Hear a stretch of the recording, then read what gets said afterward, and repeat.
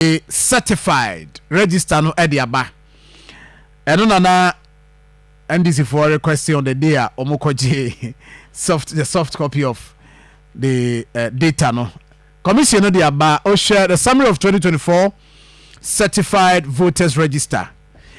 They say o share the total number of total number of voters on biometric register no 18,640,811 and no a year the total number of voters on the biometric register and now total number of special voters into when you know breakdown with the a commission no at the breakdown when you know so aka so total number of special voters into on the day of special voting and you are the 2nd of December, right?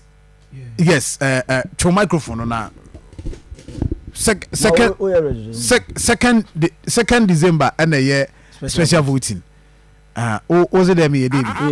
Yeah, special voting. I maybe. I'm for my Facebook page. Yeah, they are too hot. And also voters without biometric data. Voters without biometric voter data. Hono anyway, maybe a bit when you later. 1,870.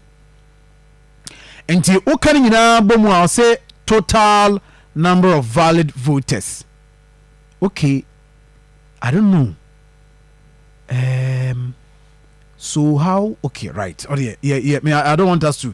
Okay, how much more? Until beba. So I say total number of valid voters 18,774,159 and total number of voters on exemptions list 33,352. Total number of voters on multiple lists 26,569. Total number of voters on proxy lists 2,141. And total number of transferred voters 310,579. Total number of absent voters 441,173. Inti almost say absent voters no. I don't make say almost the footnotes be aka ho ah bia emitima boy. I. Inti ocean number 1 or say voters on biometric register refers to voters who will be biometrically verified on election day. The year number 1 no. The be use biometric machine no. The verification. No. And 18 million no.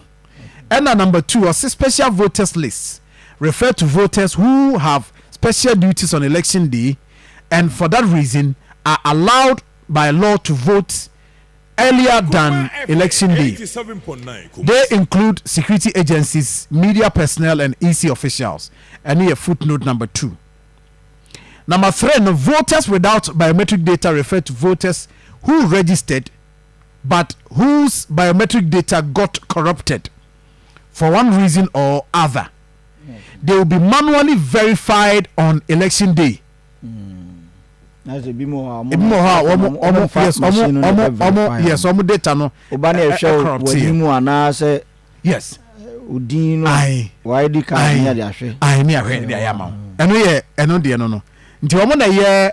Those without biometric data 1,870.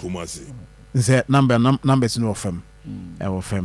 Now footnote number 4 say the total number of valid voters of the 2024 general election is 18,774,159.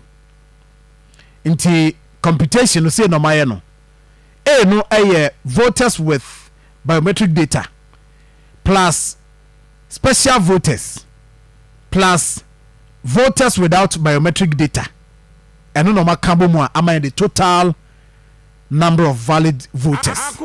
18,774,159 no. Mamisha footnote number 9 no. Or say the number of absent voters should equal the sum of special voters plus the transfer voters. However, a number of a number of polling stations were administratively closed, either because they did not meet the minimum voter threshold required for operation, or because local communities requested the commission to close the polling station for legitimate reasons. Voters from these closed stations were transferred to other polling stations. The commission can say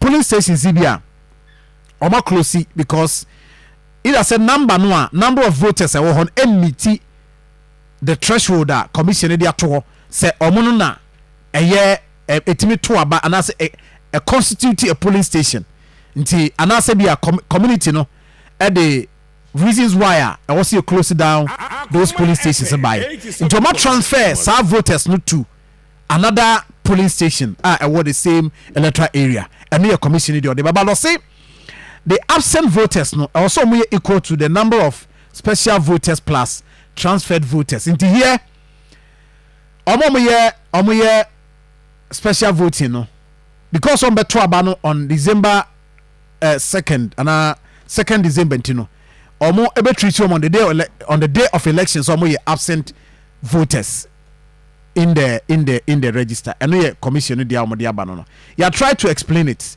I say since no register was generated for these closed polling stations, no absent voters list was created for them, resulting in 884 voters excluded from the absent voter list. Their records, including details of their movement, are securely maintained within the voter management system, ensuring full accountability. And the total absent votes, special voters plus transferred voters, minus 884 voters. And no the way signed by Deputy Chairman Operations Samuel Tete and Wadiaba. With a form voice in New Year, Chairman Ewaha. Na ono so say watching the lens na no ahwe no asa katro chia no ahwe no asa katro.